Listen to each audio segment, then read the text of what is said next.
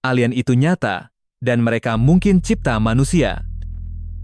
Bangsa Sumer menulis tentang dewa-dewa dari langit yang menciptakan manusia. Mereka menyebut mereka Anunnaki dan mengklaim mereka datang dari bintang. Teks kuno ini menggambarkan makhluk dari langit yang membentuk bumi dengan teknologi luar biasa. Terlalu maju untuk zamannya, seperti cerita sci-fi kuno yang bukan fiksi. Ada ukiran yang menunjukkan sosok bersayap dengan alat aneh di tangan mereka. Sebagian peneliti meyakini itu bukan simbol, tapi bukti pengamatan. Legenda Sumer menyebut planet ke-12 yang melintasi bumi setiap ribuan tahun. Apakah itu rumah para Anunnaki atau hanya mitos kosmik? Beberapa teks menyebut manusia diciptakan untuk menambang emas bagi para dewa langit.